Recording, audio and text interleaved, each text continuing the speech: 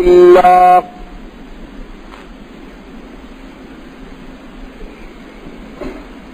الحمد لله وحده والصلاة والسلام على من لا نبي بعده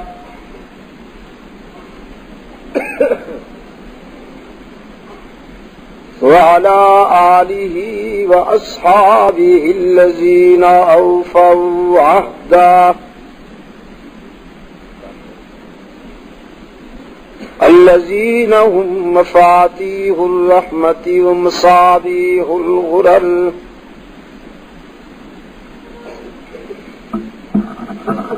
أعوذ بالله من الشيطان الرجيم بسم الله الرحمن الرحيم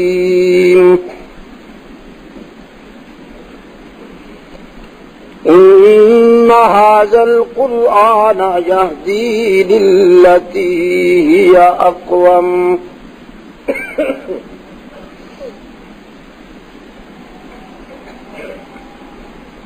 يا أيها الإنسان ما غرك بربك الكريم الذي خلقك فسواك فعدلك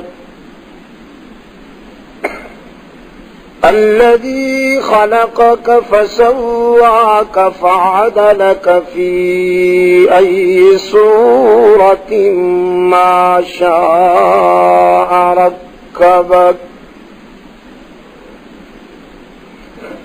كلا بل تكذبون بالدين وإن عليكم لحافظين كراما كاتبين يعلمون ما تفعلون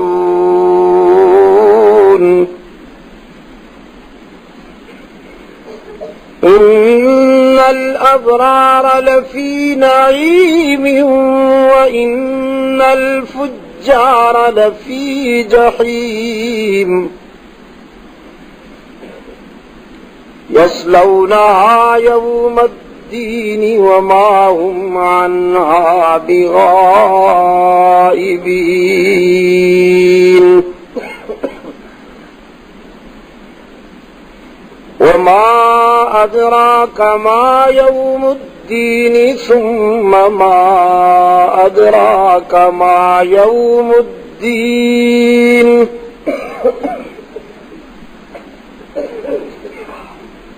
يوم لا تملك نفس لنفس شيئا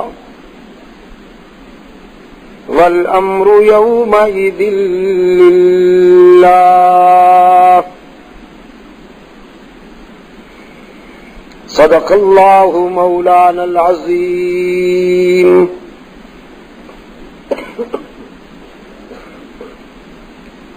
قال النبي صلى الله عليه وسلم إنما بعثت لأتمم مكارم الأخلاق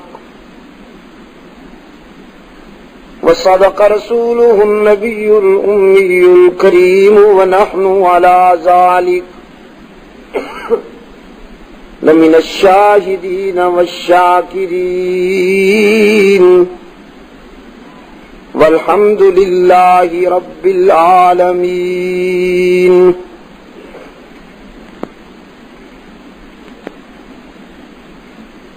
صدر اجلاس ارباب علم و دانش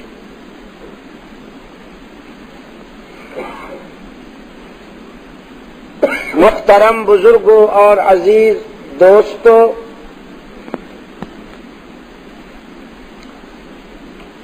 آج 7 نومبر 1986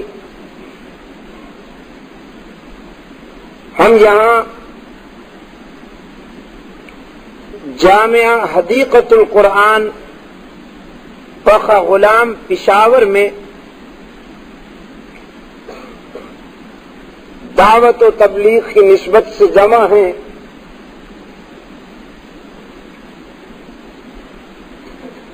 اس پروگرام کو منتظمین حضرات نے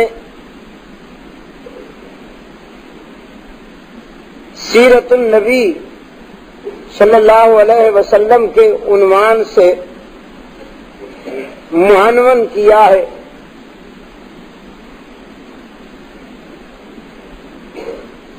جامع حدیقت القرآن اور اس نشست کا عنوان سیرت سرور کائنات بڑا خوبصورت امتزاج ہو گیا ہے. اللہ مجھے توفیق دے کہ میں اس امتزاج پر آپ سے حسب حال گفتگو کر سکوں. نبی کی سیرت کا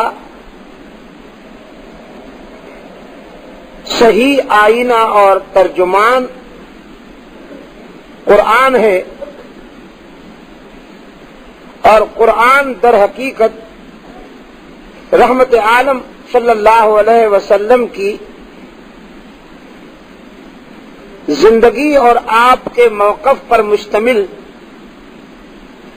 حقائق کا مجموعہ ہے.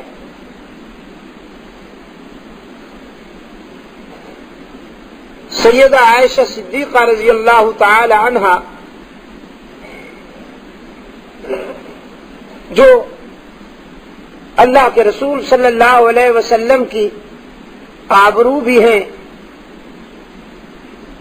اہل ایمان کی روحانی ماں ہیں،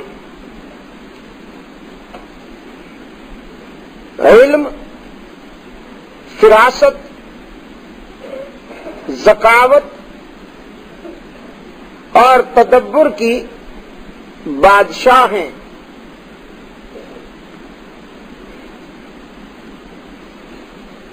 صحابہ کرام رضوان اللہ علیہم اجمعین نے سیدہ عائشہ صدیقہ رضی اللہ تعالی عنہا سے عرض کیا کہ آپ ہمیں رسول اکرم صلی اللہ علیہ وسلم کے اخلاق سے باخبر فرمائیے. تو سیدہ عائشہ صدیقہ رضی اللہ تعالی عنہا کا جواب تھا کان خلقہ القرآن، قرآن کا مطالعہ کیا کرو کہ قرآن کے ہر ورقے پہ رحمت عالم صلی اللہ علیہ وسلم کا حسن بکھرا ہوا ہے. اس سے بہتر کوئی انڈیکس نہیں ہے جمال و کمال و قیل و قال مصطفیٰ کو سمجھنے اور پرکھنے کا.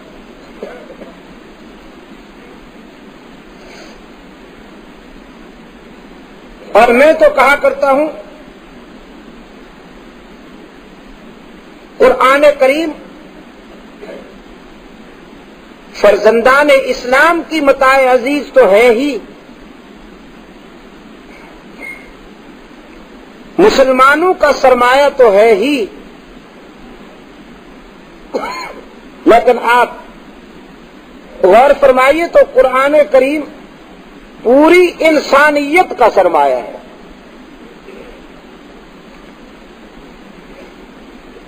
یہ انسانی وقار کا علم بردار ہے، انسان کی عزت نفس کا محافظ ہے، انسانی حقوق کی عالمی سطح پر بات کرتا ہے، ظالم کا ہاتھ روکتا ہے اور مظلوم کے حق میں آواز بلند کرتا ہے.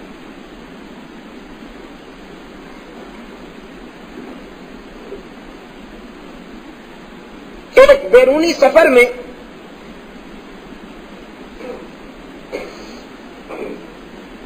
قرآن کریم سے متعلق گفتگو کے دوران اس اجلاس میں چرچ کے نمائندے بھی آئے ہوئے تھے، عیسائی بھی آئے ہوئے تھے۔ ویسٹ انڈیز کے جزائر میں ایک چھوٹا سا جزیرہ ہے باربیڈوس،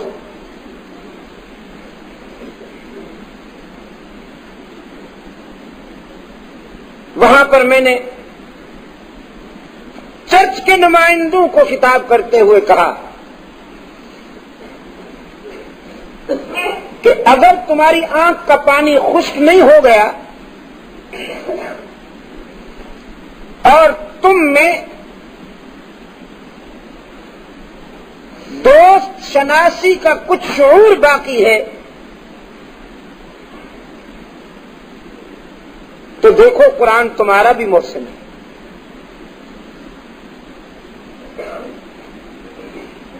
قرآن کریم حضرت عیسیٰ و مریم علیہ السلام کی شان میں گستاخی کرنے والے یہودیوں کے دل آزار الزامات کے جوابات جس وزنی دلائل سے دیتا ہے، اس ضمن میں قرآن کریم کا جو ٹھوس موقف ہے، میں نے انہیں دعوت فکر دیتے ہوئے کہا کہ تم بائبل لاؤ، میں قرآن لاتا ہوں، میرا دعویٰ ہے بائبل نے عیسیٰ و مریم کی حمایت میں اتنا پرجوش موقف اختیار نہیں کیا ہوا جتنا قرآن کریم نے عیسیٰ و مریم کا دفاع کیا ہے۔ علی نبینا وعلیہم التسلیم۔ پھر قرآن کریم کی وسعت ظرف دیکھیے،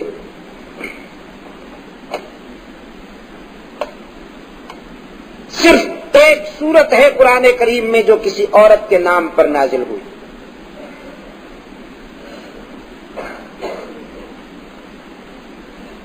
فرزندان اسلام جذباتی طور پر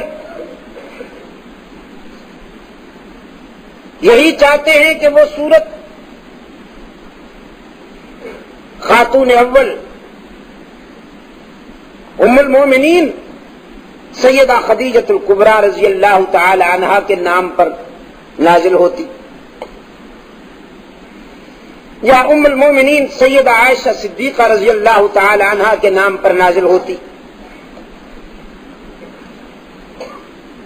یا سیدہ زینب، سیدہ حفصہ یا ام حبیبہ رضوان اللہ علیہن اجمعین کے نام پر نازل ہوتی، مگر نہیں، وہ ایک سورت قرآن کریم میں جو کسی عورت کے نام پر نازل ہوئی ہے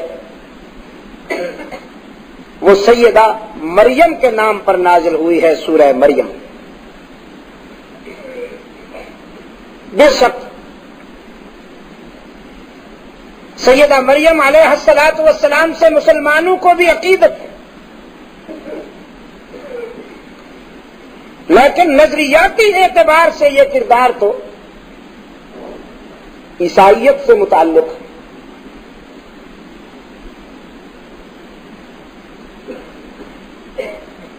یہودیوں نے سب سے پہلے جب ان مقدس کرداروں پر دل آزار الزامات کی سنگباری کی، حضرت عیسیٰ علیہ الصلوۃ والسلام کو بن باپ کا کہا، سیدہ مریم علیہ السلام کے کردار پر انگشت برداری کی۔ عزیز دوستو،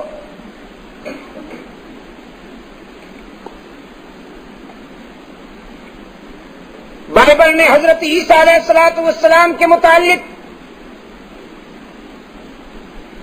صرف یہ کہہ کر اکتفا کیا کہ المسیح ابن اللہ، اور یہودیوں کے ان الزامات کے جواب میں کہ جو انہوں نے سیدہ مریم علیہ السلام پر لگائے تھے، بائبل کے پاس کوئی وزنی مواد نہیں ہے، جبکہ قرآن کریم وکیل صفائی کی حیثیت سے فکر و نظر کے چوراہے پہ کھڑا ہو کر دعوت دیتا ہے پوری انسانیت کو۔ ضمناً یہودیوں کی بد زبانی کا جواب بھی ملتا ہے، لیکن قرآن کریم پوری انسانیت کو دعوت فکر دیتے ہوئے اس عفیفہ کا دفاع کرنے کا حق ادا کرتا ہے۔ اللہ نے اپنے محبوب صلی اللہ علیہ وسلم پر قرآنی صداقتیں جب نازل کی ہیں تو رب العالمین نے اپنے محبوب کو بطور خاص خطاب کرتے ہوئے سیدہ مریم علیہ الصلاۃ والسلام کی عظمت بیان کرنے کا حکم دیا۔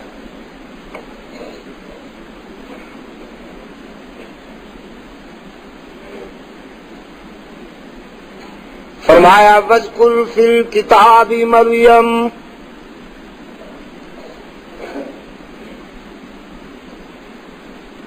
میرے محبوب قرآن کے آئینے میں آپ سیدہ مریم کی عظمتوں اور صداقتوں کی تابانی دیکھیے، ان کی شخصیت کی پاکیزگی دیکھیے، خود بھی محسوس کیجیے اور عالم انسانیت تک بھی پہنچائیے۔ وَاذْكُرْ فِي الْكِتَابِ مریم، ایک مستقل چیپٹر ہے یہ نہیں کہ ضمناً کچھ کہا اور گزر گیا قرآن کریم۔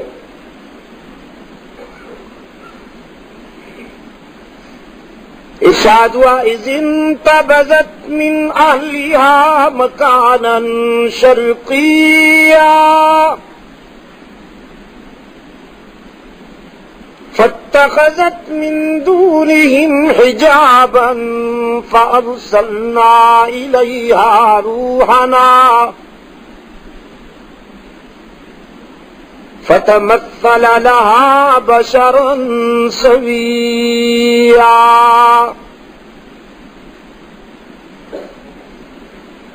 جب وہ پاک باز خاتون اپنے خانگی ماحول سے خلوت کی طرف کنارہ کش ہوئی، اپنے مسکن کے شرقی حصے کی طرف کنارہ کش ہوئی، رب العالمین نے فرمایا وقت آ گیا کہ ہم دنیا انسانیت کے سامنے اپنی تخلیق کا ایک اور کرشمہ ظاہر کریں۔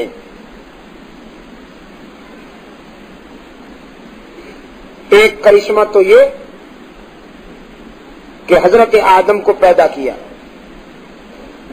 بغیر ماں اور باپ کے، پھر سیدہ حوا کو پیدا کیا بغیر ماں کے، اب تیسرا رخ باقی تھا کہ کوئی بغیر باپ کے بھی پیدا ہو، اس کا وقت آ گیا۔ اب تعالیٰ نے فرمایا فَأَرْسَلْنَا إِلَيْهَا رُوحَنَا، تو ہم نے مریم کے پاس اپنا نمائندہ بھیجا روح الامین، فَتَمَثَّلَ لَهَا بَشَرًا سَوِيًّا، لیکن اسے انسانی لباس میں سیدہ مریم کے پاس بھیجا تھا تو نوری، لیکن حق تعالی نے حکمت و مصلحت کے تحت اسے انسانی لباس میں بھیجا، بشریت کے لبادے میں بھیجا، اور پشاور کے روشن ضمیروں، قرآن کریم کی دیانت دیکھیے کہ جب کوئی نوری لباس بشر میں بھیجا گیا تو قرآن کریم نے اسے معمہ نہیں رہنے دیا، صاف بتا دیا کہ یہ حقیقت میں نوری ہے، لباس بشر میں آیا ہے، واضح کر دیا۔ فَتَمَثَّلَ لَهَا بَشَرًا سَوِيًّا، قرآن کریم نے صاف بتا دیا کہ یہ اصلی بشر نہیں ہے، نقلی بشر ہے۔ سیدہ مریم کے پاس آنے والا اللہ کا نمائندہ روح الامین، جو بظاہر انسان نظر آتا ہے، بشری لباس میں آیا ہے، قرآن کریم نے واضح کر دیا یہ نقلی بشر ہے۔ لیکن رحمت عالم صلی اللہ علیہ وسلم نے قرآن کے اسلوب میں جگہ جگہ یہ واضح کیا کہ میں نقلی بشر نہیں ہوں، اصلی بشر ہوں۔ هل كنت إلا بشرا رسولا، یہاں پر ٹھوکر لگی ہے بعض اجمی بیماروں کو۔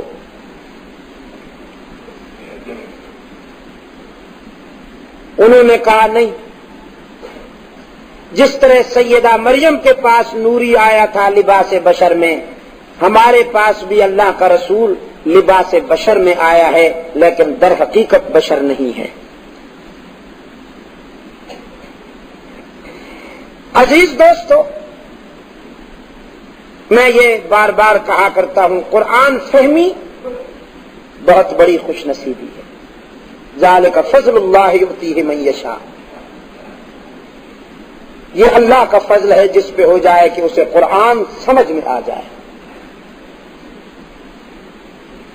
عجم میں بہت سی بیماریاں اس لیے پھیلی ہیں کہ قرآن کو سمجھا نہیں گیا، پڑھا گیا، چوما گیا، اس کی قسمیں کھائی گئیں، اسے زرین غلافوں میں لپیٹ کر الماریوں میں سجایا گیا، لیکن سمجھا نہیں گیا، جس سے ذہنی بیماریاں پیدا ہوئیں۔ قرآن کریم کو سمجھنے کی اللہ نے جنہیں توفیق بخشی ہے، وہ جھوم اٹھتے ہیں قرآن کریم کی اس بلاغت پر کہ جب کوئی نوری لباس بشر میں آتا ہے تو قرآن اسے فَتَمَثَّلَ لَهَا بَشَرًا سَوِيًّا کہتا ہے، اور جب سید البشر صلی اللہ علیہ وسلم اپنا تعارف کراتے ہیں تو پوری وضاحت کے ساتھ فرماتے ہیں کہ میں بشر ہوں، بنی نوع انسان سے تعلق رکھتا ہوں، خاکی ہوں، اور ویسے بھی میں نے پہلی ملاقاتوں میں بھی شاید کسی موقع پر عرض کیا کہ اللہ کی تمام مخلوق میں بشر افضل ترین مخلوق ہے، اس کی عظمت کا مقابلہ نہ ناری کر سکتے ہیں نہ نوری کر سکتے ہیں۔ اجرائے نبوت نہ نوریوں میں ہوا ہے نہ ناریوں میں۔ آدم علیہ السلام سے لے کر رحمت عالم صلی اللہ علیہ وسلم تک جتنے انبیاء آئے ہیں، جتنے رسول آئے ہیں، وہ سب خاکی مخلوق میں سے بشر تھے۔ کوئی نبی نہ نوری تھا نہ ناری تھا. اور میں کہا کرتا ہوں خاکیوں میں جو انبیاء آئے ہیں ان سب کا تتمہ تو ہو گیا رحمت عالم صلی اللہ علیہ وسلم کی رسالت کا. اب خاکیوں میں سے تو کوئی قیامت تک نبی نہیں آ سکتا. یہ مسٹر قادیانی اگر اس کو نبی بننے کا شوق ہے تو پھر اسے ناریوں میں سے ہی ہونا پڑے گا. اور ناریوں کا سرغنہ ہے مسٹر شیطان، خان بہادر شیطان. تو یہ شیطان کی پرمیشن سے آئے ہیں.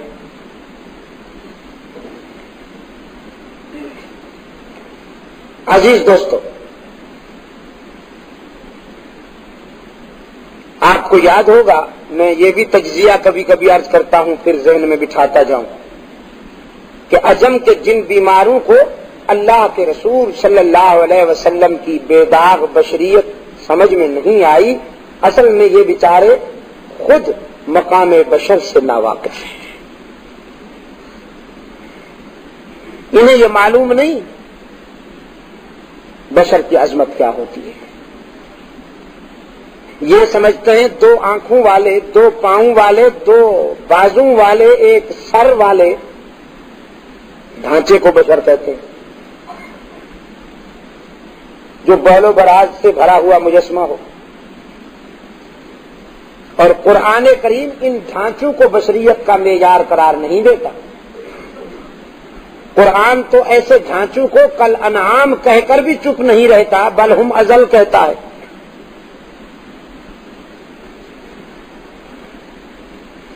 فرمایا وَلَقَدْ ذَرَأْنَا لِجَهَنَّمَ كَثِيرًا مِنَ الْجِنِّ وَالْإِنسِ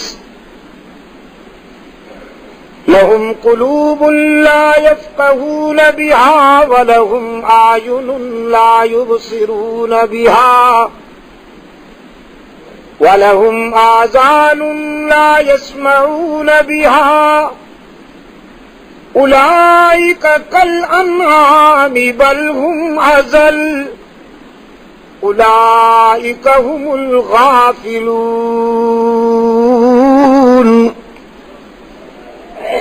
اللہ نے نارے جہنم کے لیے جنات میں سے بھی اور انسانوں میں سے بھی ایندھن تیار کیے، موٹے موٹے ایندھن. دیکھیے نا، چھوٹی آگ میں چھوٹی لکڑی، اور انگیٹھی بڑی ہو، شعلے زیادہ ہوں تو وہاں پھر لکڑیاں بھی موٹی موٹی ڈالی جاتی ہیں. بڑے پلے ہوئے ڈھانچے تیار ہیں جہنم کے لیے. فرمایا لہم قلوب لا یفقہون بہا، ان کے سینوں میں دل ضرور ہیں لیکن تفقہ سے خالی. ان کے چہروں میں آنکھیں ضرور ہیں لیکن بصیرت سے خالی. ان کے کان سنتے ضرور ہیں لیکن سماعت حق سے محروم. چمڑی تو سفید ہے، آنکھیں بھی موٹی موٹی ہیں گدھے جتنی، سنتے بھی بڑے تیز ہیں، حساس ہیں. لیکن قرآن کریم نے فرمایا اولئک کالانعام بل ہم اضل،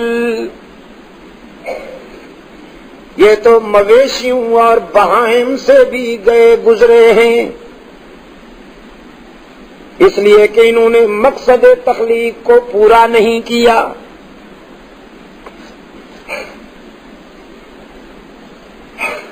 تو میں کہا کرتا ہوں جب تک کوئی مقام بشریت سے واقف نہیں ہوگا اسے یہ راز سمجھ میں نہیں آئے گا. یہ احساس کمتری کے مریض، کمپلیکس فیلنگز کے بیمار ہیں. جب اپنے گریبان میں جھانکتے ہیں اور اپنے کردار کے انہیں گھاؤ نظر آتے ہیں تو گھبرا جاتے ہیں اور کہتے ہیں ہم بشر ہیں، نبی بشر نہیں ہوتا۔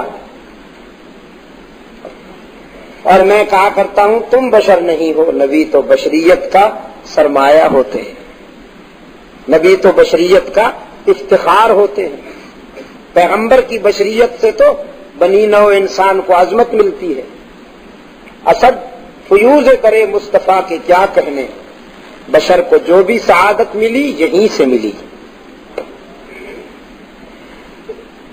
میرے عزیز دوستو، صدیق اکبر سچا بشر ہے، فاروق اعظم بشر ہیں، عثمان ذوالنورین بشر ہیں، علی المرتضی بشر ہیں، خالد بن ولید بشر ہیں، طلحہ زبیر عبد الرحمن ابن عوف سلمان و بلال و حسن و حسین بشر ہیں۔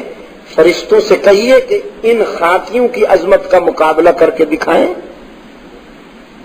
اللہ نے جو مقام ان خاکیوں کو عطا کیا ہے، یقین کیجئے نوری رشک کرتے ہیں ان کے عروج پر اور ان کی بلندیوں پر۔ قرآن پاک نے فرمایا فَتَمَثَّلَ لَهَا بَشَرًا سَوِيًّا، سیدہ مریم نے اپنے سامنے اجنبی کو دیکھا، بتقاضۂ بشریت وہ پاک دامن گھبرا گئیں۔ قالت انی اعوذ بالرحمن منک ان کنت تقیا، گھبرا کر فرمانے لگی میں اللہ کی پناہ مانگتی ہوں تیرے شر سے مجھے وہ بچائے، اگر تیرے دل میں خوف خدا کی کوئی رمق ہے تو مجھ سے دور ہو جا۔ اللہ کے فرستادہ نمائندہ نے محسوس کیا کہ مریم گھبرا گئی ہیں، فوراً وضاحت کی انا رسول ربی کی لِأَهَبَ لَكِ غُلَامًا زَكِيًّا، میں ظالم نہیں ہوں، تیری پاکیزگی کو داغدار کرنے نہیں آیا، میں تو عرش بری کا نمائندہ ہوں، اللہ کا فرستادہ ہوں۔ لِأَهَبَ لَكِ غُلَامًا زَكِيًّا، تجھے پاک باز بیٹے کی بشارت دینے آیا ہوں۔ سیدہ مریم کی حیرت کی انتہا نہ رہی، فرمانے لگی بیٹا کیسے، انا یکون لی غلام ولم یمسسنی بشر ولم اک بغیا، میری تو شادی نہیں ہوئی، مجھے تو غیر محرم کا قرب آج تک نصیب نہیں ہوا، بیٹا کیسے ہوگا؟ اللہ کے فرستادہ نے وضاحت کی، قال کذالک قال ربک هو علی ہین ولنجعلہ آیۃ للناس ورحمۃ منا وَكَانَ أَمْرًا مَقْضِيًّا، اللہ کا فیصلہ ہے، رب العالمین نے تجھے بیٹا دینے کا فیصلہ کر لیا۔ وہ اپنی اس تخلیق کو دنیا کے لیے کرشمہ ثابت کرنا چاہتے ہیں، کرشمے کے طور پر پیش کرنا چاہتے ہیں۔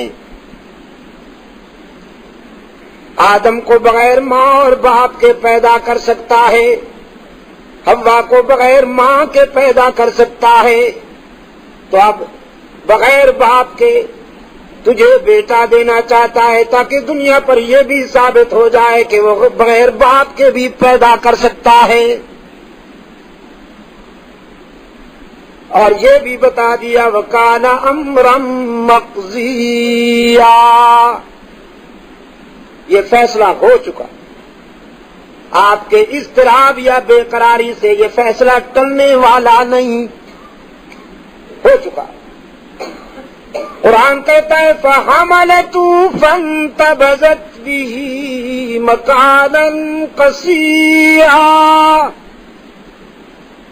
سیدہ مریم نے بچے کے آثار محسوس کیے تو آبادی سے ویرانے کی طرف چلی گئیں، ویرانے میں جا کر ایک سوکھی ہوئی کھجور کے تنے کے ساتھ تکیہ لگا کر بیٹھ گئیں اور ماتھا پکڑ کر رونے لگیں۔ فَجَاءَ الْمَخَاضُ إِلَىٰ جِذْعِ النَّخْلَةِ قَالَتْ يَا لَيْتَنِي مِتُّ قَبْلَ هَٰذَا وَكُنتُ نَسْيًّا مَّنسِيًّا، میرے رب شادی کے بغیر بیٹا ہوگا تو قوم کو کیا منہ دکھاؤں گی، کس کس کا منہ بند کروں گی، کس کس کے تانوں کا جواب دوں گی۔ اے کاش اس دن سے پہلے میں مر چکی ہوتی، نیست و نابود ہو چکی ہوتی، طوفان اٹھ کھڑا ہوگا، انگشت برداری ہوگی، نہ معلوم لوگ کیا کہیں گے، کیا رائے قائم کریں گے۔ قرآن کہتا ہے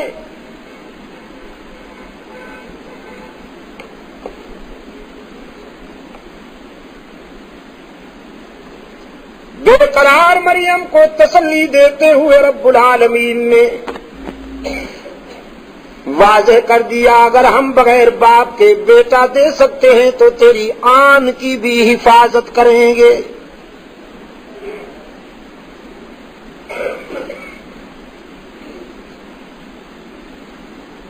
سیدہ مریم کو حکم ہوا اسی سوکھی ہوئی کھجور کے سائے میں یہیں بیٹھی رہو، زندہ رہنے کے لیے پانی ضروری ہے، وہ ہم تیرے قدموں میں پیش کریں گے، غذا ضروری ہے، اسی سوکھی ہوئی کھجور کے تنے کو ہلائیے، یہ تازہ کھجوریں گرائے گی۔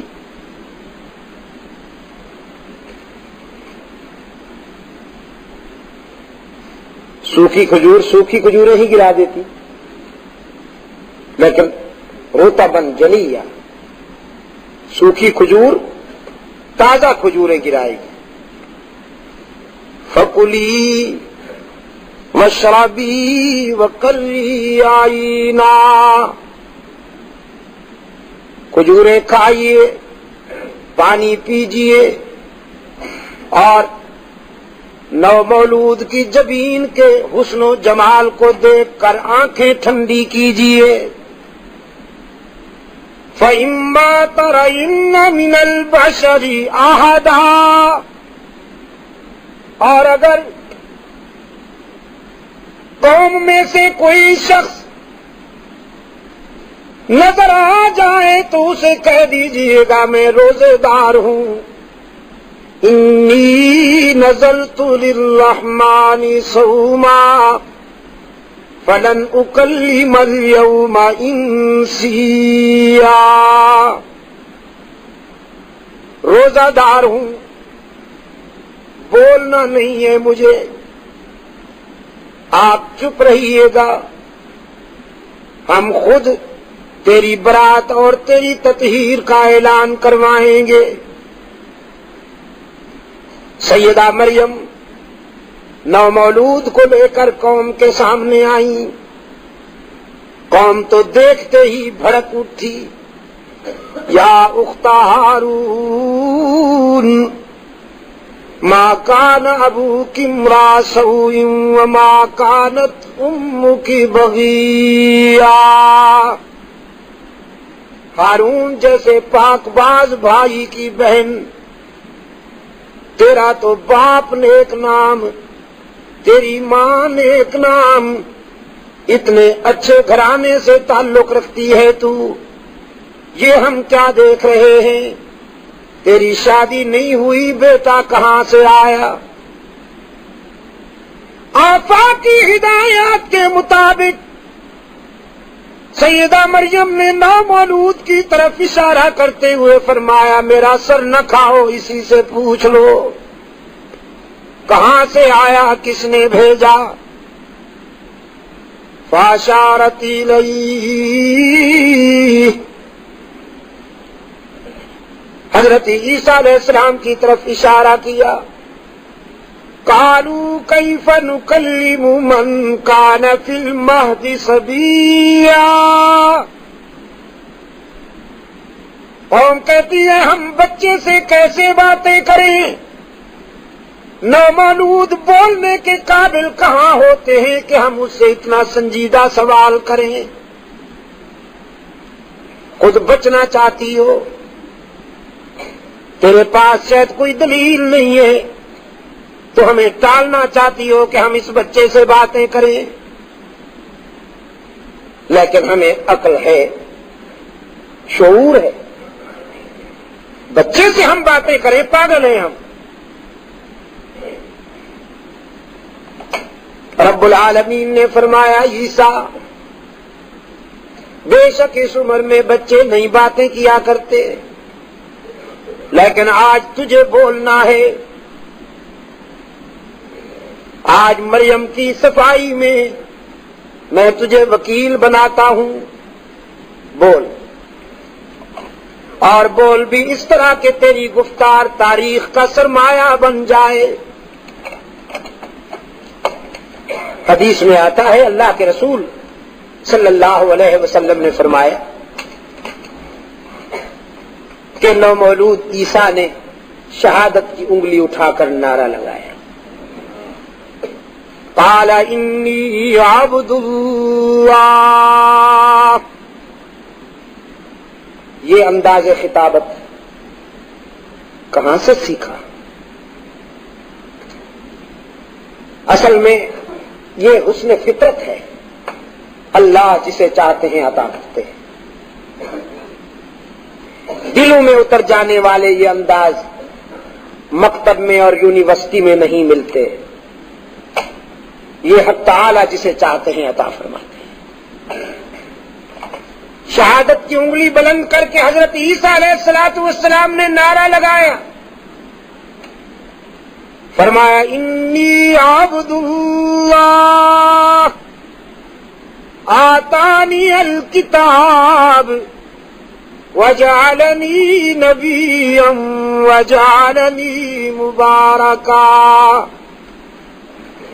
اینما کنت اوصانی بالصلاۃ والزکاۃ ما دمت حیا وبرا بوالدتی ولم یجعلنی جبارا شقیا. میری ماں کے کردار پر شبہ کرنے والوں، میں تو اللہ کا برگزیدہ بندہ ہوں، عبدیت کا مثالی نشان ہوں. اللہ نے مجھے کتاب عطا کرنی ہے، تمہاری زندگی کے اور تمہاری فکر کے کس بل نکالنے کے لیے، تمہیں سیدھا کرنے کے لیے مجھے کتاب ملنے والی ہے. کانسٹیٹیوشن بک ملے گی مجھے، جس سے میں تمہیں سیدھا کروں گا. وَجَعَلَنِي نَبِيًّا وَجَعَلَنِي مُبَارَكًا. اللہ نے میرے سر پہ نبوت کا تاج رکھنا ہے اور برکتیں میرے ساتھ ساتھ ہوں گی. اینما کنت، میں جہاں بھی ہوں گا. اور میں کہا کرتا ہوں عزیز دوستو، اینما کنتو کا جملہ صرف حضرت عیسیٰ علیہ الصلوۃ والسلام کی زبان سے نکلا ہے، کسی اور پیغمبر نے یہ نہیں کہا اینما کنتو، میں جہاں ہوں گا برکت والا رہوں گا۔ اور یہ جملہ اللہ نے اپنے نبی کی زبان سے اس لیے ادا کروا دیا کہ حضرت عیسیٰ علیہ الصلوۃ والسلام کی زندگی کا ایک مرحلہ فرش زمین سے تعلق رکھتا ہے اور حضرت عیسیٰ علیہ السلام کی زندگی کا ایک مرحلہ آسمانوں سے تعلق رکھتا ہے، اس لیے فرمایا اینما کنتو، میں جب تک زمین پہ رہوں گا تو برکت والا ہوں، اور جب آسمان پر اٹھایا جاؤں گا تو بھی برکتیں میرے ساتھ ساتھ ہوں گی۔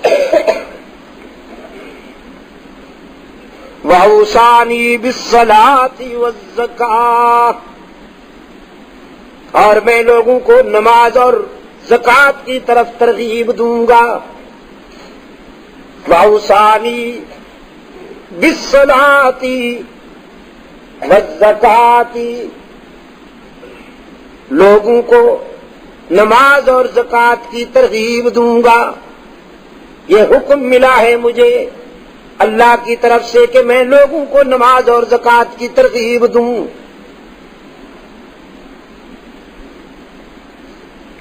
بندوں کے آستانوں پر نہیں، اللہ کے در پہ جھکنے کے لیے لوگوں کو بلاؤں گا۔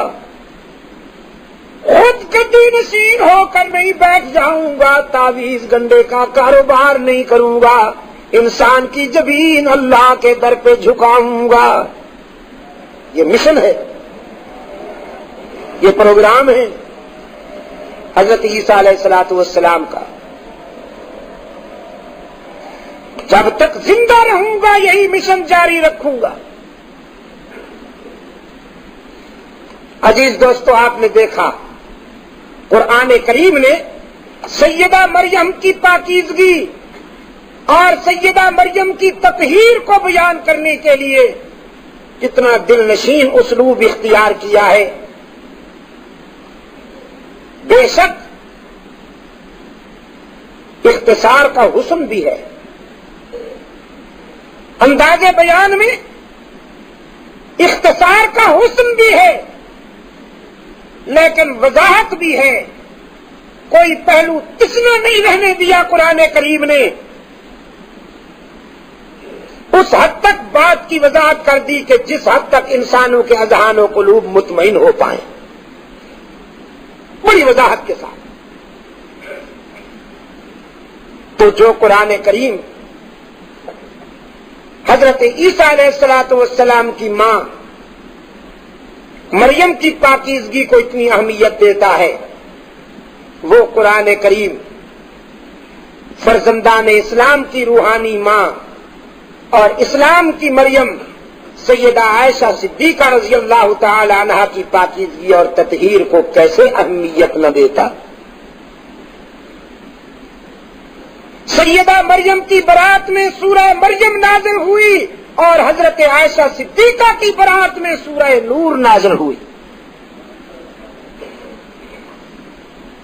سیدہ مریم پر یہودیوں نے بدزبانی کی اور الزام عائد کیا، اور سیدہ عائشہ پر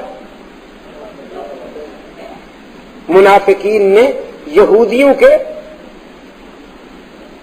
ایجنٹوں نے یا یہودیوں کے بیٹوں نے بدزبانی کی اور الزامات عائد کیے۔ جس طرح کہ حضرت مریم عظیم بھی ہیں اور مظلوم بھی، سیدہ عائشہ صدیقہ رضی اللہ تعالی عنہا عظیم بھی ہیں اور مظلوم بھی۔ میں تو عرض کیا کرتا ہوں عزیز دوستو، کسی کی عظمت کے لیے یہ ضروری ہے کہ وہ کسی نہ کسی پہلو سے مظلوم بھی ہو، جو مظلوم نہ ہو وہ عظیم نہیں ہو سکتا۔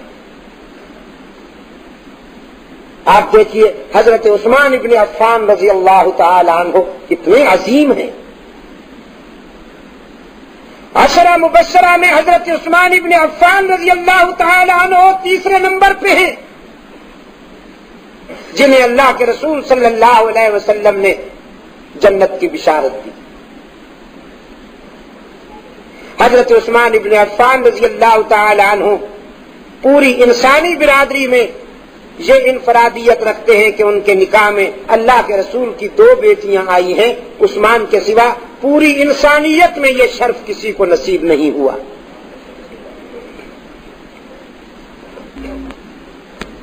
پھر حضرت عثمان ابن عفان رضی اللہ تعالی عنہ اللہ کے رسول صلی اللہ علیہ وسلم کی زبان سے متعدد بار اپنی اخروی کامیابی کی خوشخبریاں سننے والے ہیں۔ اللہ کے رسول صلی اللہ علیہ وسلم نے جن کے متعلق ارشاد فرمایا، عثمان وہ صاحب شرم و حیا ہے، عثمان وہ شرافت کا پیکر ہے کہ جب یہ فرش پہ چلتا ہے تو اللہ کے فرشتے عرش پر اس سے حیا کرتے ہیں۔ کم و بیش 12 سال کی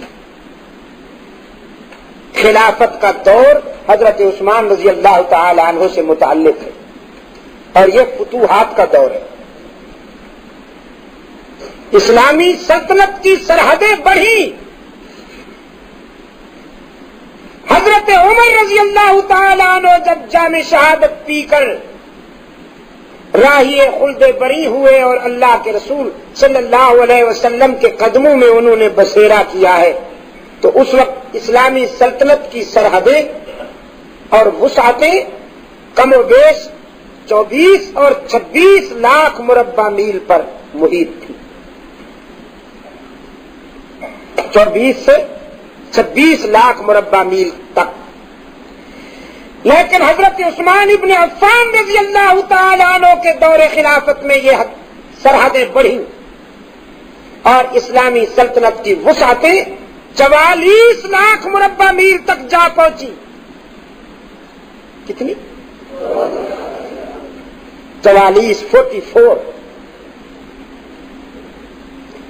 44 لاکھ مربع میل تک۔ دشمنان اسلام کے خلاف بحری راستے سے عسکری پیش قدمی کا آغاز حضرت عثمان کے زمانے میں ہوا۔ بحری راستوں سے جہاد فرزندان اسلام نے حضرت عثمان رضی اللہ تعالی عنہ کے دور خلافت میں کیا۔ اللہ کے رسول صلی اللہ علیہ وسلم نے قسطنطنیہ کی فتح کی جو بشارت سنائی تھی اور اس میں شرکاء سب کے سب کو جنت کی خوشخبری سنائی تھی، وہ بھی حضرت عثمان ابن عفان کے زمانہ میں پوری ہوئی۔ عظیم اتنے اور مظلوم اتنے ہیں کہ اجمی درندوں یہودی ایجنٹوں نے مدینۃ الرسول پر یلغار کر کے 40 دن کے اس بھوکے پیاسے کو، جن پر 40 دن آب و دانہ کی بندش رہی، انتہائی بے دردی کے ساتھ ذبح کر دیا گیا۔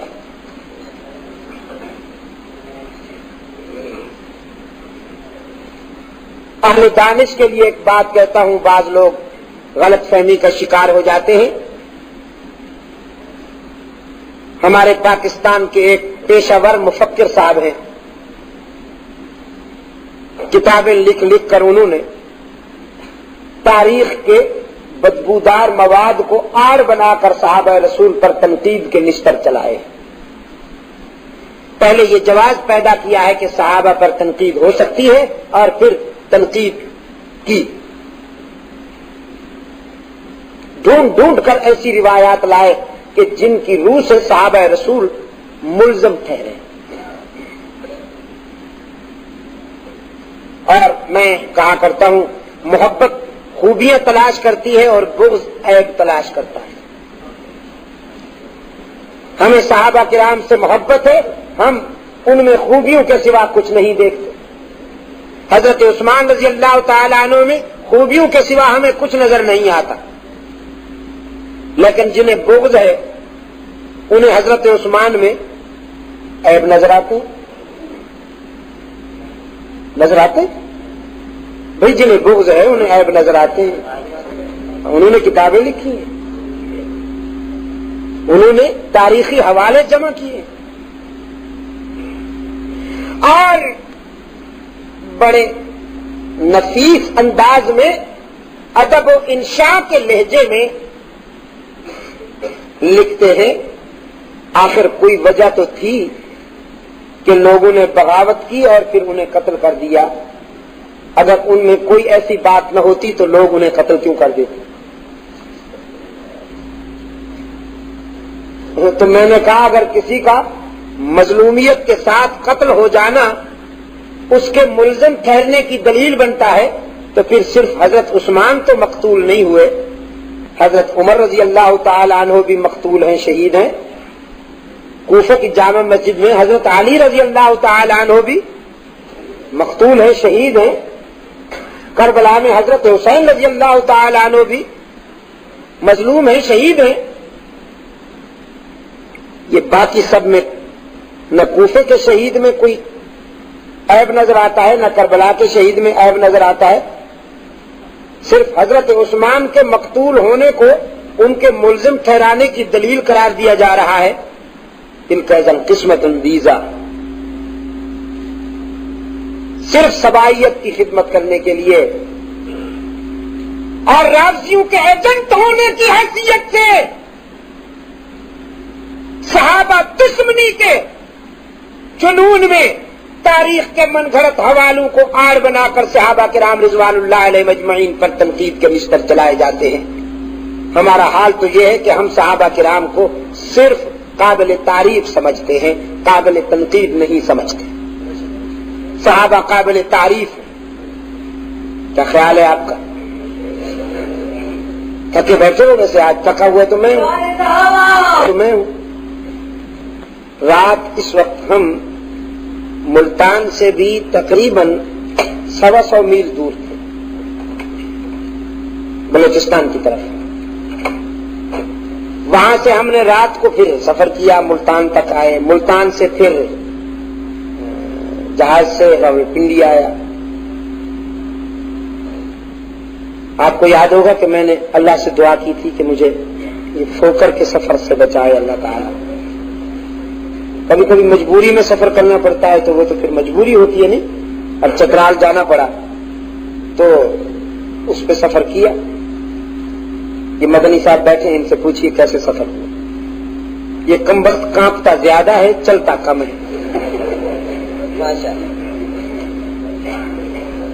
ابھی پچھلے دنوں کراچی سے تربت وہ مکران جانا پڑا چترال کے بعد، تو پھر وہاں بھی فوکر سے واسطہ پڑا.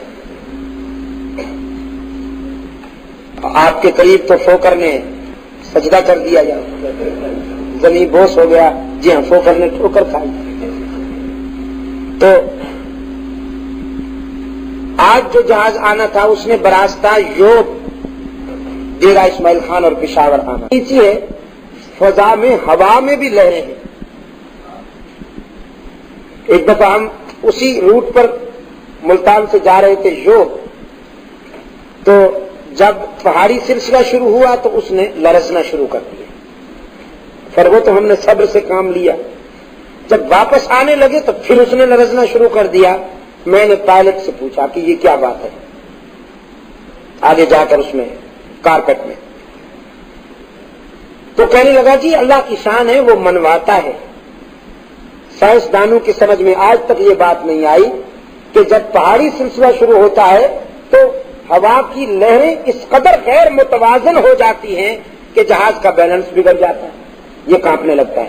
اب آپ دیکھیے جب یہ پہاڑی سلسلہ ختم ہو جائے گا، سیدھی زمین آ جائے گی تو ہوا میں لہریں بھی ختم ہو جائیں گی، جہاز نہیں کانپے گا. چنانچہ ہم نے دیکھا جب پہاڑی سلسلہ ختم ہو گیا تو اس میں بھی توازن آ گیا، قرار آ گیا. تو میں نے کہا پھر یہ جو تم مد و جزر کے مزے اٹھاتے ہو تمہیں نصیب ہوں، ہم تو اللہ سے پناہ مانگتے ہیں. چنانچہ براستہ راولپنڈی آیا ہوں. آپ کہیں گے بڑے ڈرپوک ہو، تو جی ہاں میں تسلیم کرتا ہوں، بس ڈرپوک ہوں. اصل میں اب باہر کا جب سفر ہوتا ہے تو وہ کئی گھنٹوں کا ہوتا ہے. یہی ویسٹ انڈیز جب گیا ہوں 10 گھنٹے لندن تک، اور لندن سے 14 گھنٹے لگے تھے. صرف ایک مقام پہ اترا، وہ 13 گھنٹوں کے بعد نیند آ گئی. 13 گھنٹوں کے بعد کم وقت اترا. 450 کے قریب اس میں پیسنجر تھے. جمبو جیٹ تھا اس کا، BOAC کا، برٹش ایئر ویز کا. اور آپ یقین کیجئے کہ صرف میں اس میں مشرقی تھا، باقی سارے وہ تن کے گورے من کے کالے کم وقت.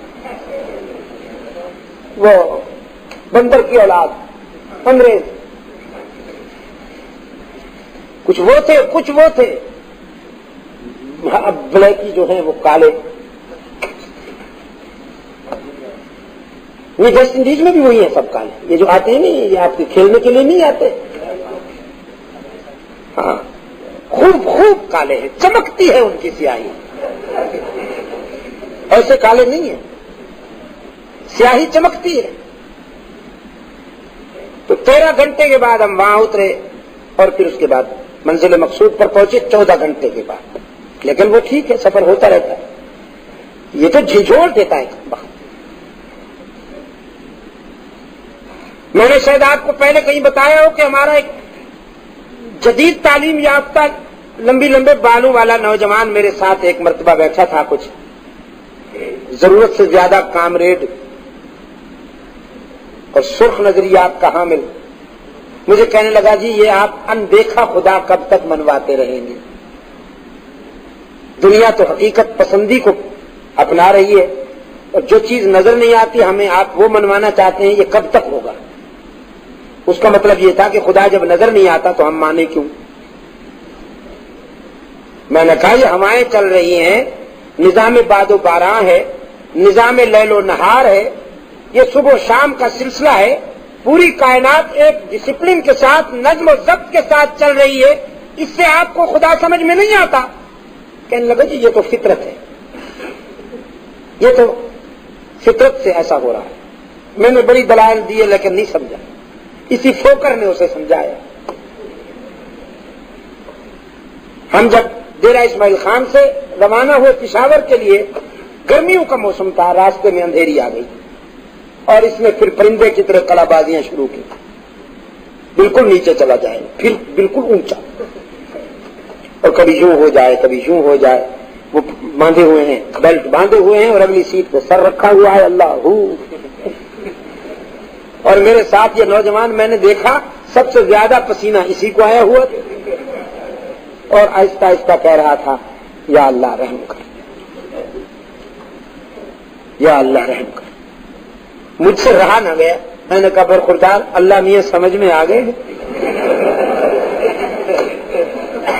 کہنے لگا مولانا دعا کیجئے ہم زندہ پہنچ جائیں، زندگی خطرے میں اور آپ مجھے چھیڑ رہے ہیں. میں نے کہا چھیڑ نہیں رہا ہوں، ایک بات آپ کی سمجھ میں نہیں آ رہی تھی، اس سلسلے میں عرض کر رہا ہوں کہ اللہ سمجھ میں آ گئے. جب پشاور جہاز اترا باقی مسافر بھی اللہ کا شکر ادا کر رہے تھے، لیکن وہ نوجوان جہاز سے اترتے ہی زمین پر سجدے میں چلا گیا. اور یقین کیجئے جب سجدے سے اٹھا تو اس کی آنکھوں میں آنسو تھے. پھر مجھ سے آ کے ملا، کہنے لگا جی میں تو ایسے ہی بکتا تھا، آپ بھی معاف کیجئے. میں نے اللہ سے بھی معافی مانگی، آئندہ بھی معافی مانگوں گا. اس کی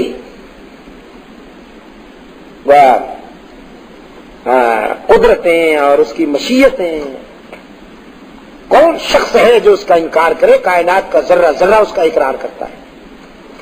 لیکن یار لوگ ایسے بھی ہیں کہ جو نہیں مانتے. آج دنیا کی آبادی میں اکثریت ان لوگوں کی ہے جو اللہ کو نہیں مانتے. کیا فرق پڑتا؟ کوئی فرق پڑتا؟ صحابہ کرام رضوان اللہ علیہ مجمعین کو نہیں مانتے، کوئی فرق نہیں پڑتا. کیا فرق پڑتا ہے؟ مولوی صاحب نے بھی حضرت عثمان ابن عفان رضی اللہ تعالی عنہ کے بارے میں اس قسم کی باتیں کی ہیں. عثمان ابن عفان رضی اللہ تعالی عنہ کی عظمت میں کوئی فرق نہیں پڑتا، بلکہ ان کی عظمت مسلم ہو گئی ہے کہ وہ مظلوم ہے. تو جب کوئی عظیم ہوتا ہے تو مظلوم بھی ہوتا ہے. سید عائشہ صدیقہ رضی اللہ تعالی عنہ جتنی عظیم ہے اس قدر مظلوم بھی ہے. عظیم اتنی ہے کہ اللہ کے رسول صلی اللہ علیہ وسلم کا خصوصی قرب انہیں حاصل ہے. سرکار دو عالم صلی اللہ علیہ وسلم نے اپنی حیات طیبہ کے آخری لمحات اپنی ازواج سے اجازت کے ساتھ سید عائشہ صدیقہ رضی اللہ تعالی عنہا کے حجرے میں گزارے. فرمایا میری پسند ہے، میرا ذوق ہے، کہ میں اپنی زندگی کے آخری لمحات حجرہ عائشہ میں گزاروں، اللہ نے اپنے محبوب کی پسند کو دائمی حیثیت دے دی، زندگی کے آخری لمحات بھی وہیں گزرے ہیں اور اب قیامت تک وہیں بسیرا ہو گیا۔ حضور جہاں آرام فرمائے وہ سیدہ عائشہ کا حجرہ ہے رضی اللہ تعالی عنہا۔ تو میں عرض کر رہا تھا آپ کی خدمت میں عزیز دوستو کہ جو قرآن کریم ہے، حضرت عیسیٰ علیہ السلام کی والدہ سیدہ مریم کی تطہیر اور پاکیزگی کے لیے اس قدر ٹھوس موقف اختیار کرتا ہے، وہ قرآن کریم اسلام کی مریم، فرزندان اسلام کی روحانی ماں، رحمت عالم صلی اللہ علیہ وسلم کی آبرو سیدہ عائشہ صدیقہ رضی اللہ تعالی عنہا کی تطہیر اور پاکیزگی کو کیسے اہمیت نہ دیتا۔ سورہ نور اتری، وہاں سورہ مریم اتری اور یہاں سورہ نور اتری۔ جناب سیدہ عائشہ صدیقہ رضی اللہ تعالی عنہا سر بسجدہ اللہ کے حضور اشک بار ہیں، اللہ کے حضور آزمائش سے گزر رہی ہیں، مشکل گھڑی سے گزر رہی ہیں۔ کس سے مدد مانگ رہی ہیں؟ اللہ سے مانگ رہی ہیں۔ وقا غلام کے دوستو، اپنے آقا سے بھی مدد نہیں مانگتی، رسول اللہ صلی اللہ علیہ وسلم سے بھی مدد نہیں مانگتی۔ اللہ کے رسول صلی اللہ علیہ وسلم کے گھر سے تو اشکبار آئیں، جب سنا کہ میرے خلاف منافقین نے پراپگنڈا کیا ہوا ہے، مہم چلا رکھی ہے، تو اشک بار آئیں۔ صدیق اکبر رضی اللہ تعالی عنہ کے خانوادہ صداقت میں آ کر صدیقی گھرانے کے اس کونے میں کہ جہاں تنہائی تھی، جہاں خلوت تھی، اس میں مصلی بچھایا اور اللہ کے حضور اپیل دائر کرتی، اللہ کے حضور۔ تمام انبیاء علیہ الصلوۃ والسلام، قرآن کریم کا جب اللہ آپ کو فہم عطا فرمائے گا، آپ دیکھیے از آدم تا رحمت عالم تمام انبیاء علیہ السلام اپنے دل کی بات صرف اسی سے کہتے ہیں، اللہ سے کہتے ہیں۔ یہاں تک کہ ابراہیم کو اسماعیل نہیں پکارتا، یہاں تک کہ یعقوب کو یوسف نہیں پکارتا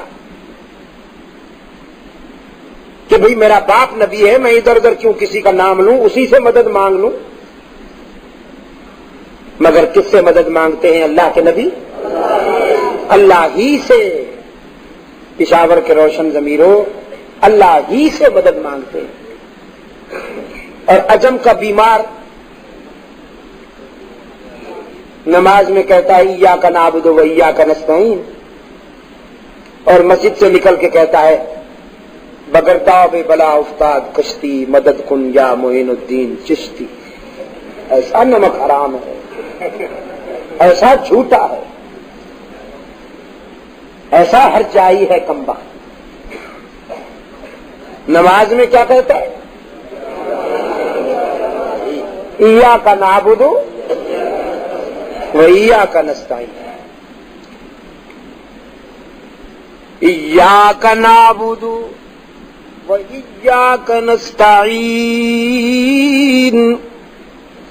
ہم تیری ہی عبادت کرتے ہیں اور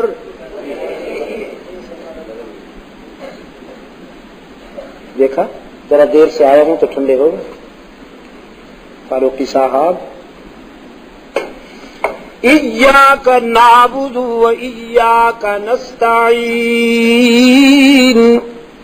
ہم تیری ہی عبادت کرتے ہیں اور کرتے رہیں گے۔ یہ پورا کر لیجئے پھر آگے بڑھیے۔ ایاک نعبد، ہم تیری ہی عبادت کرتے ہیں اور کرتے رہیں گے، مسجد میں بھی، مسجد کے باہر بھی، خلوت میں بھی، جلوت میں بھی، حضر میں بھی، سفر میں بھی تیری ہی عبادت کرتے ہیں اور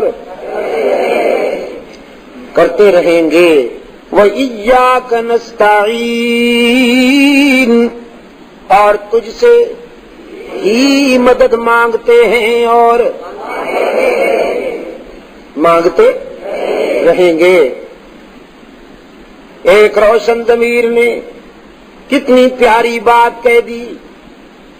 فرمایا چوتے غلا بدستاری بیا تنہا چے غمداری. چوتے غلا بدستاری بیا تنہا چے غمداری. مجاؤ از غیر حق یاری کہ لا فتح اللہ.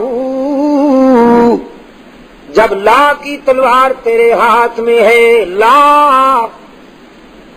بت توڑتا ہے، لا غیر اللہ کے نقش مٹاتا ہے، لا مذہبی دکانداروں کا بزنس اجاڑتا ہے، لا تو تیرے لا بدستاری بیا تنہا چے غمداری.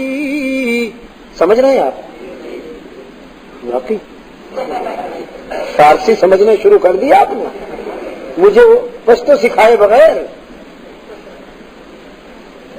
چلو میں تو خوش تھا کہ اگر مجھے پشتو نہیں آتی تو آپ کو فارسی بھی نہیں آتی، لیکن آپ تو بازی لے گئے پھر.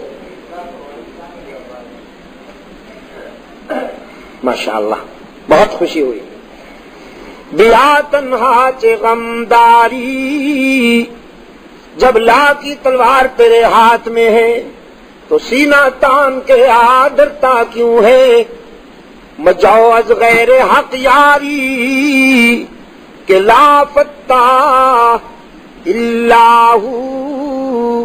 اللہ کے سوا کسی سے مدد نہ مانگ کہ اس کے سوا کوئی مددگار نہیں، اس کے سوا کوئی مشکل کشا نہیں، اس کے سوا کوئی حاجت روا نہیں، اس کے سوا کوئی بیڑے پار کرنے والا نہیں، اس کے سوا کوئی بیماریاں دور کرنے والا نہیں، اس کے سوا کوئی مرادیں پوری کرنے والا نہیں. جب مانگنا ہو تو اسی سے مانگ، جب رونا ہو تو اسی کے در پہ آنسو بہا، جب دامن پھیلانا ہو تو اسی کے در پہ دامن پھیلا. وعدہ پورا کرنا ایاک نعبد و ایاک نستعین. ہم تیری ہی عبادت کرتے ہیں اور جزاک اللہ ہم تجھ سے ہی مدد مانگتے ہیں اور مانگتے رہیں گے. سیدہ عائشہ صدیقہ رضی اللہ تعالیٰ عنہا نے بھی اللہ کے حضور اشک بہائے، اسی کو دل کی بات سنائی. الہ العالمین منافقین نے میرے خلاف جھوٹے الزامات عائد کیے ہیں، میری کردار کشی کی مہم چلا رکھی ہے. اگرچہ یہ بات نئی تو نہیں، مجھ سے پہلے بھی معصوموں کے خلاف یہ پراپگنڈا ہوتا رہا، لیکن جب موسیٰ پر الزام لگا تو تو نے ان کی برات کا اہتمام کیا، جب یوسف پر الزام لگا تو تو نے ان کی برات کا بھی اہتمام کیا، جب مریم پر الزام لگا تو تو نے ان کی برات کا بھی اہتمام کیا. میرے معبود آج تیرے محبوب کی عائشہ اشک بہار آئی ہے اور یہ فیصلہ کر کے آئی ہوں جب تک میری برات کا اہتمام نہیں ہوگا تیرے در سے سر نہیں اٹھاؤں گی، سجدے سے سر نہیں اٹھاؤں گی، کسی اور کے در پہ نہیں جاؤں گی. تجھ سے ہی مدد مانگتی ہوں، تجھ سے ہی درد دل کہتی ہوں. رو رہی ہے سیدہ عائشہ صدیقہ رضی اللہ تعالی عنہا کس کے آگے؟ اسی کے آگے رویا کرو، اسی کے آگے اشک بہایا کرو، اسی کے حضور دامن پھیلایا کرو، ساری امیدیں اسی سے وابستہ کیا کرو کہ اس کے سوا دامن بھرنے والا کوئی نہیں، دامن خالی کرنے والے بہت، بھرنے والا کون؟ دامن خالی کرنے والے بہت۔ بیٹھے ہوئے ہیں فنکار، چنڈیاں لہرا رہی ہیں، زلفیں جا رہی ہیں، چادریں اوڑھی ہوئی، قبریں سجائی ہوئی، جھنڈیاں لہرائی ہوئی، چادر اوڑھے ہوئے بیٹھے ہیں، جیسے آسمان سے اتری ہوئی چیز ہو گئی۔ اور سادہ لو انسانوں سے کہتے ہیں کچھ لے کے آؤ گے تو کچھ لے کے جاؤ گے، خالی ہاتھ آؤ گے تو خالی ہاتھ جاؤ گے، لیکن اس کے در رحمت سے صدا آتی ہے کچھ نہ لے کے آؤ، سب کچھ لے کے جاؤ، خالی ہاتھ آؤ، دامن بھر کے جاؤ۔ قال ربکم ادعونی استجب لکم ان الذین یستکبرون عن عبادتی سیدخلون جہنم داخرین۔ دنیا والوں سے مانگا جائے تو ناراض ہوتے ہیں، نہ مانگا جائے تو خوش ہوتے ہیں، لیکن یہ داتا وہ ہے کہ یہ مانگنے والوں سے خوش ہوتا ہے، نہ مانگنے والوں سے ناراض ہوتا ہے۔ ان الذین یستکبرون عن عبادتی، یہاں مفسرین نے لکھا ہے عبادتی سے مراد ہے جو مجھے پکارنے میں گریز کرتے ہیں، کیونکہ پکارنا عبادت ہے، پکارنا پیرا مدد کر، شرک کی تس کہ شرک کی تس، کیونکہ پکار عبادت ہے، پکار۔ قال ربکم ادعونی استجب لکم، تمہارا رب کہتا ہے مجھے پکارا کرو میں تمہاری دعاؤں کو قبول کرنے والا ہوں۔ ادعونی استجب لکم، مجھے پکارا کرو میں تمہاری دعاؤں کو قبول کرنے والا ہوں۔ ادعونی ان الذین یستکبرون عن عبادتی، یقیناً وہ لوگ جو مجھے پکارنے میں گریز کرتے ہیں، مجھ سے مانگنے میں گریز کرتے ہیں، سیدخلون جہنم داخرین، ذلیل ہو کر منہ کے بل گھسیٹ کر جہنم میں ڈالا جائے گا انہیں۔ تو کسے پکارا جائے مشکلات میں؟ قادر کو یا عبد القادر کو؟ ذرا حرارتیں فضا میں تحلیل کر دو، ہاں ذرا حرارتیں، یہ گرمی فضاؤں میں تحلیل کر دو، اور پھر اللہ سے دعا کرو کہ یہ فضائیں پھیل جائیں، اور بھی کے بیماروں کو اللہ شفائے کاملہ عطا فرمائے۔ مشکلات میں کام آنے والا کون؟ روشن ضمیر نے کہا نہ مجاؤ از غیر حق یاری کہ لا فتح اللہ یقی دانم دری عالم کہ لا مسجود اللہ ولا معبود فی الکونین لا موجود اللہ۔ کوئی مانے یا نہ مانے، لیکن میرا تو ایمان ہے کہ اس کے سوا پوری کائنات میں کوئی مسجود نہیں، اس کے سوا پوری کائنات میں کوئی مسجود نبی مسجود، رسول مسجود، تو پھر کہاں والی سرکار کیسے مسجود ہو گئی؟ سبحان اللہ۔ قرآن کریم میں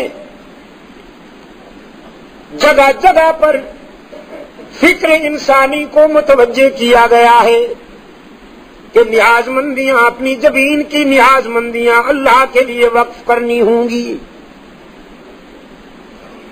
فرمایا لعن اللہ الیہود والنصارى، اللہ کے رسول صلی اللہ علیہ وسلم نے فرمایا یہودیوں پر، نصرانیوں پر اللہ کی لعنت۔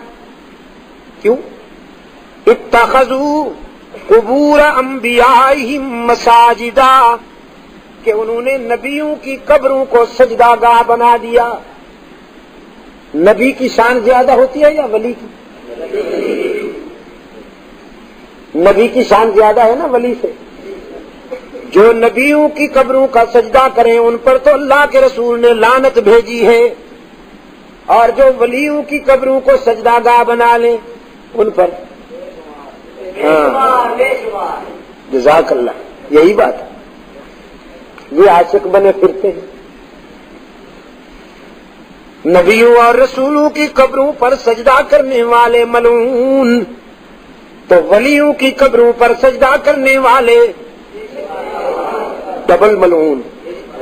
ڈبل ملعون نا، ڈب، اچھا ڈبل۔ انسانی زمین کی عاجزیوں کے لیے حقیقی مسجود کون؟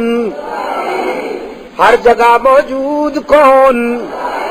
معبود کون؟ کارساز و دستگیر کون؟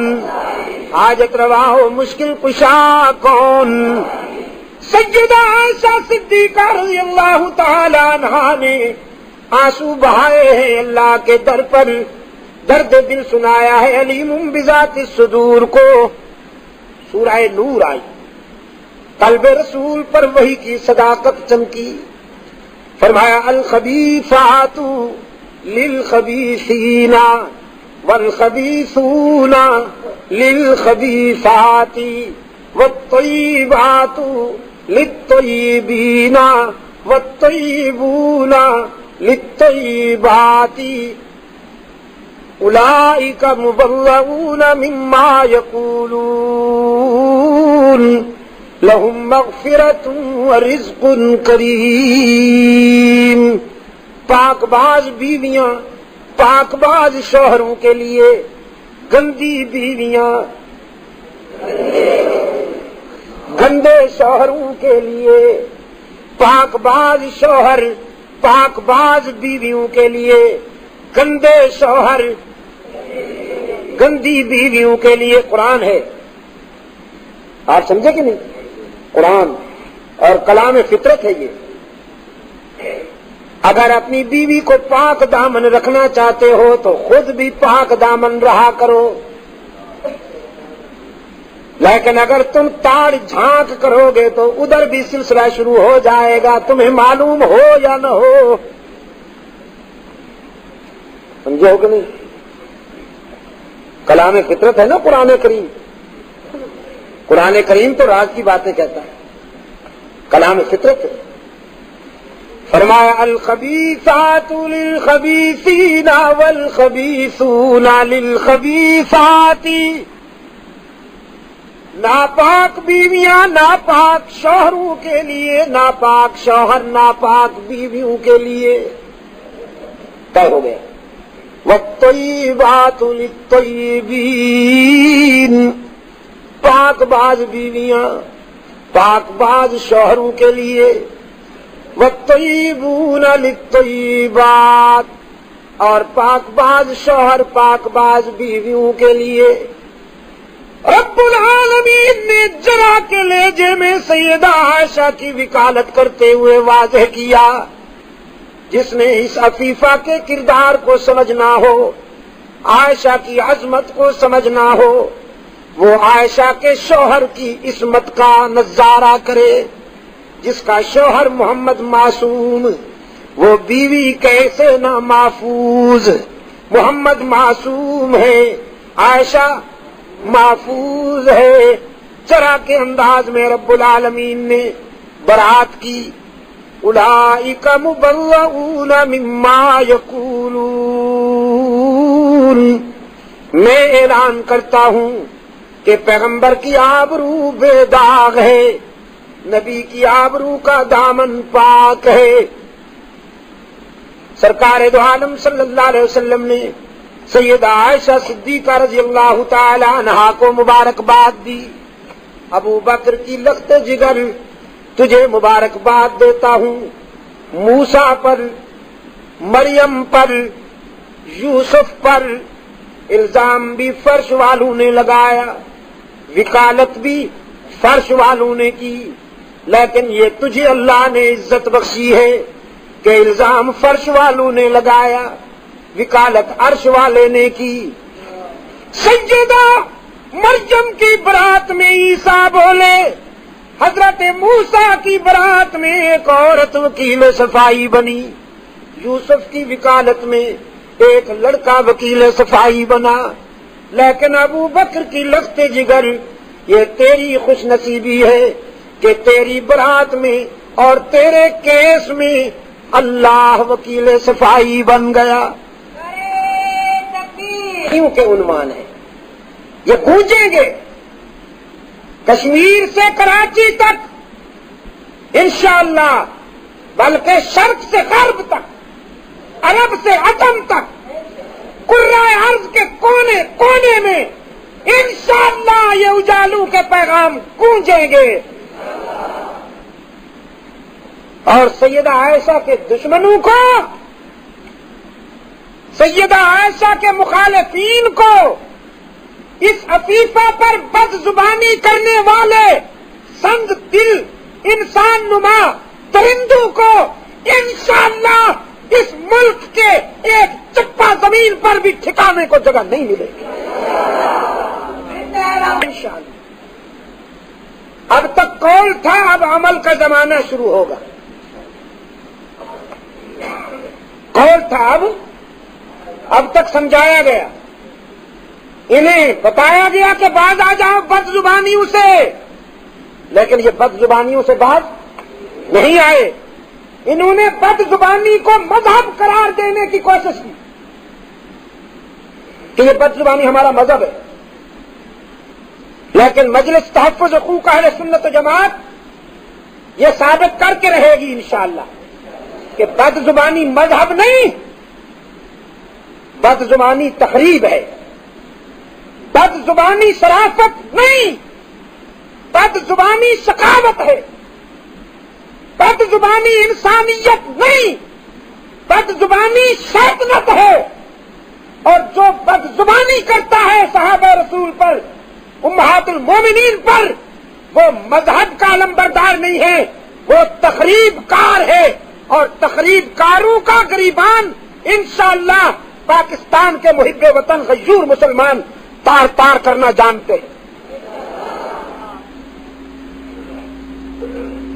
میرے عزیز دوستو، اس کے لیے میں پہلے بھی عرض کر چکا ہوں، میرا پیغام آپ کی خدمت میں پہلے بھی ہے کہ اپنے جذبات کو منظم کر لیجئے ذرا، منظم۔ جذبات تو بڑے اچھے ہیں لیکن ذرا منتشر ہیں، انہیں نظم و ضبط کے سلسلے میں لے آئیے، پھر انشاءاللہ وہی ہوگا جو آپ چاہیں گے۔ صرف پشاور میں نہیں، کراچی میں بھی، لاہور میں بھی، کوئٹہ میں بھی وہی ہوگا جو آپ چاہیں گے۔ اللہ کے فضل سے آپ اس ملک کی 95% اکثریتی آبادی ہے۔ آپ کے ایک ہاتھ میں اللہ کا قرآن ہے اور دوسرے ہاتھ میں پیغمبر کا فرمان ہے۔ انشاءاللہ آپ کے راستے میں جو قوت رکاوٹ بنے گی اڑ جائے گی۔ تو میں عرض یہ کر رہا تھا آپ کی خدمت میں کہ قرآن کریم بے شک پوری انسانیت کا سرمایہ ہے۔ قرآن کریم نے پھول کھلائے ہیں، قرآن کریم نے گلشن سجائے ہیں، قرآن کریم نے باغ مہکائے ہیں۔ قرآن کریم کا پہلا باغ جو مہکا، اس میں جو پھول کھلے، کسی پھول میں صداقت کی مہک ہے، کسی پھول میں عدل کی مہک ہے، کسی پھول میں شرم و حیا جود و سخا کی مہک ہے، کسی پھول میں زہد و تقویٰ کی مہک ہے، کسی پھول میں شجاعت کی مہک ہے، کسی پھول میں تدبر و حکمت کی مہک ہے۔ یہ صحابہ رسول جو ہیں یہ گلشن اسلام کے مہکتے پھول ہیں، آسمان ہدایت کے تابندہ ستارے ہیں، رحمت للعالمین کے پیارے ہیں، اور ہم سب کے دلوں کے راج دلارے ہیں۔ جو محمد کے پیارے ہیں وہ ہمارے سردار ہیں، ہمارے مقتدا ہیں۔ قرآن کریم نے جو باغ مہکایا، قرآن کریم نے جو حدیقہ سجایا، اس حدیقہ کی بہاریں ہیں صحابہ رسول صلی اللہ علیہ وسلم ورضوان اللہ تعالی علیہم اجمعین۔ آج ہم ایک حدیقہ میں بیٹھے بفضل اللہ تعالی، حدیقۃ القرآن۔ اس کے کیا معنی ہے؟ قرآنی باغ، قرآنی nursery of holy Quran, nursery of holy Quran, Quran کریم کا گلشن اور حدیقہ۔ تو یہاں قال اللہ اور قال رسول کی صدائیں بلند ہو رہی ہیں، اللہ انہیں ہمیشہ بلند رکھے۔ ہمارے عزیز مولانا سمیع اللہ جان فاروقی صاحب، بہت پرانا تعلق ہے میرا پخا غلام سے بھی۔ ہم نے ہر موسم میں یہاں اپنا فرض ادا کیا ہے، ٹھیک ہے نا، بارش کی بوندوں میں بھی اور وہ دوسری بہرحال رونقوں میں بھی ہم نے ہر موسم میں یہاں اپنا فرض ادا کیا ہے۔ اللہ سلامت رکھے یہاں کے بہادر، غیور اور روشن ضمیر فرزندان اسلام کو، کہ جن کی کوششوں سے یہاں قال اللہ اور قال رسول کی صدائیں بلند ہوتی رہی ہیں۔ آج ہم دعا کرتے ہیں کہ آسمان پر جب تک ستارے چمکتے رہیں، یہاں سے قرآن و سنت کی روشنیاں پھیلتی رہیں، اور آنے والی نسلوں کو محض اللہ کے فضل و کرم کے ساتھ قرآنی انوار و تجلیات نصیب ہوتے رہیں۔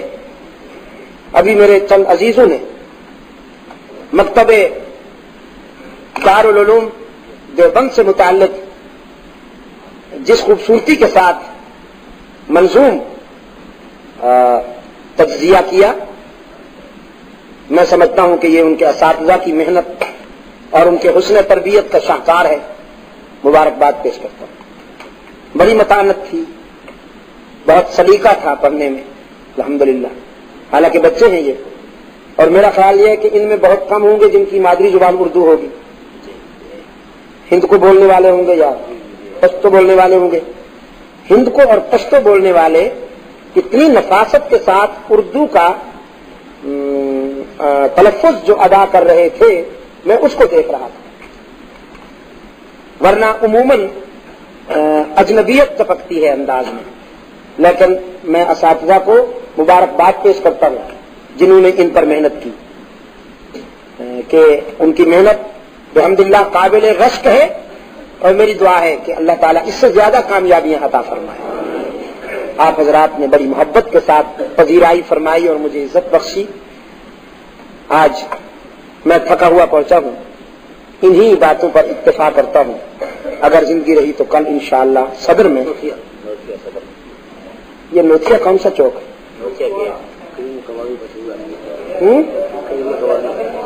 چلو جی، تعارف ہو گیا، تعارف ہمارے لیڈر نے تعارف کروا دیا۔ کیا زور سے کہو،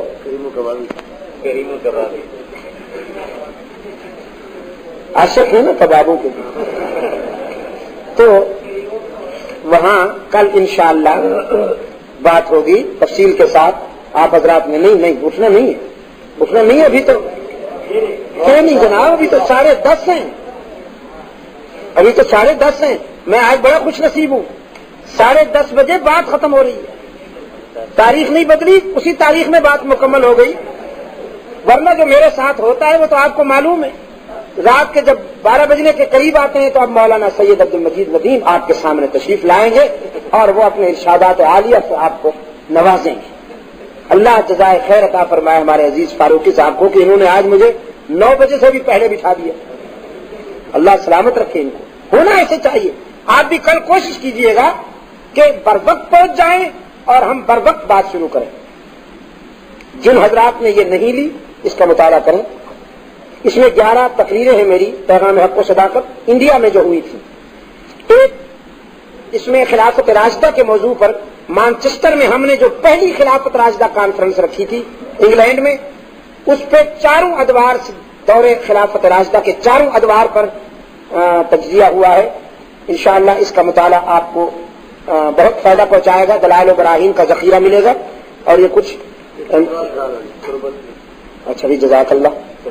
چترال میں جو پہلی خلافت راشدہ کانفرنس ہوئی اللہ کے فضل و کرم سے 18, 19, 20 اکتوبر کو اس کی مکمل یہ کیسٹ، اور تربت مکران میں جو ہوئی اس کی بھی مکمل کیسٹ آپ کو دستیاب ہو سکے گی.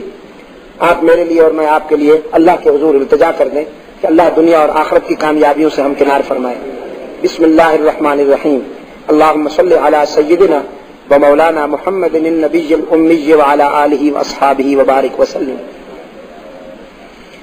ربنا آتنا فی الدنیا حسنۃ وفی الآخرۃ حسنۃ وقنا عذاب النار. ربنا ظلمنا انفسنا وان لم تغفر لنا وترحمنا لنكونن من الخاسرین. اللهم ثبتنا على صراط المستقیم. اللهم زینا بزینۃ الاسلام واجعلنا ہداۃ مہتدین. اے اللہ عالم اسلام کی مدد فرما. مسلمان جہاں کہیں مظلوم ہیں ان کی دستگیری فرما. اے اللہ تمام روحانی جسمانی بیماروں کو شفائے عاجلہ عطا فرما. الہ العالمین ہمارے محترم بزرگ استاذ العلماء حضرت مولانا سید محمد ایوب جان بنوری جو دارالعلوم سرحد کے محتمم ہیں اور جمعیت علماء اسلام صوبہ سرحد کے امیر بھی ہیں، قافلہ اسلاف کے ہمارے بقیت السیف بزرگ ہیں، اللہ تعالیٰ انہیں صحت و سلامتی عطا فرمائے. مولانا بجلی گھر صاحب کو تکلیف ہے، اللہ انہیں صحت کاملہ عطا فرمائے. ابھی 2-4 روز پہلے تو ٹھیک تھے، اللہ تعالیٰ انہیں صحت کاملہ عطا فرمائے. اسی طرح پر دوسرے جن ہمارے بزرگوں کو ہمارے بھائیوں کو تکلیف ہے، اللہ تعالیٰ ان سب کی علالتوں کو دور فرمائے. وہ تمام بیمار کہ جو ہم نہیں جانتے اللہ کے علم میں ہیں، رسول اکرم صلی اللہ علیہ وسلم کے سب غلاموں کو اللہ اپنے فضل و کرم سے شفائے عاجلہ عطا فرمائے. بقا غلام کی سرزمین پر اللہ کے لطف و کرم کی گھٹا ہمیشہ برستی رہے. یہاں سے قال اللہ اور قال رسول کی صدائیں ہمیشہ بلند ہوتی رہیں. آپ تمام دوست دور دراز سے جو اس پروگرام میں شرکت کے لیے تشریف لائے ہیں، میری دعا ہے اللہ تعالیٰ آپ کی حاضری کو قبول فرمائے، دنیا اور آخرت میں سربلندی اور عزت نصیب فرمائے. مجلس تحفظ حقوق اہل سنت و جماعت جس کا میں رضاکار ہوں، اس کے لیے آپ خلوص دل سے دعائیں جاری رکھیں کہ اس راستے پر جو حق و صداقت کا راستہ ہے، صحابہ اور اہل بیت کی عزت و ناموس کے تحفظ کے لیے ہم نے جو زندگیاں وقف کی ہیں، اللہ تعالی ہمیں استقامت کے ساتھ زندگی کا ایک ایک لمحہ اسی مشن میں بسر کرنے کی توفیق عطا فرمائے. تحفظ ناموس صحابہ اور اہل بیت کے مشن میں اللہ اپنے فضل و کرم سے ہمیں کامیابیوں سے ہمکنار فرمائے. قدم سے قدم ملا کر، کندھے سے کندھا ملا کر، اتحاد و اتفاق کے ساتھ اس قافلے کو اللہ تعالی ہمیشہ چلنے کی توفیق عطا فرمائے. ہمارے پشاور کے دوستوں نے مجلس تحفظ حقوق اہل سنت و جماعت کی سرپرستی فرمائی ہے. اللہ تعالیٰ مزید توفیق دے، اس میں مزید استحکام آئے، مزید قوت پیدا ہو. جیسا کہ میں پہلے بھی عرض کر چکا ہوں، نظم و ضبط کی قوت جب تک آپ اپنے اندر پیدا نہیں کریں گے، یقین کر لیجئے اس وقت تک آپ اپنے مقاصد میں کامیاب نہیں ہو سکیں گے. ایک ہو جائیے، نظم و ضبط کی قوت پیدا کیجیے، اپنے دوستوں سے محبت کیجیے اور دشمن کا تعین کر لیجیے. منزل تک پہنچنے کے لیے ایک دوسرے کو گوارا کیجیے، اگر کسی سے کوئی کوتاہی ہو جائے تو اسے معاف کیجیے منزل تک پہنچنے کے لیے، اور اللہ کے لطف و کرم کے طلبگار رہیے. اللہ تعالیٰ آپ کا حامی و ناصر ہو.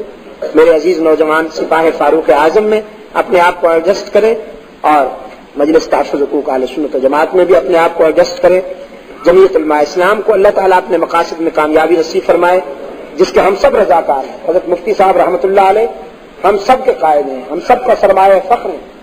آج ان کے مشن پر اور ان کے راستے پر ان کا فرزند چل رہا ہے. انشاءاللہ ہماری پوری قوت اور ہماری پوری صلاحیت اس راستے پر بھی کام آئے گی اور وقف رہے گی انشاءاللہ. اللہ تعالیٰ رائبن کے اجتماع کو بھی اپنے فضل و کرم سے کامیابی عطا فرمائے۔ آج سے شروع ہے، کل سے باضابطہ طور پر تو آج سے شروع ہے، انشاءاللہ اتوار تک وہ رہے گا۔ اللہ تعالیٰ اسے کامیابی نصیب فرمائے اور یہ فضائیں پوری کائنات میں پھیلیں۔ تسلیس، یہودیت اور دوسرے اسلام دشمن فتنوں کے مقابلے یہ آواز بڑی ہی قیمتی ہے۔ اللہ تعالیٰ اس آواز کو اور استحکام اور قوت نصیب فرمائے۔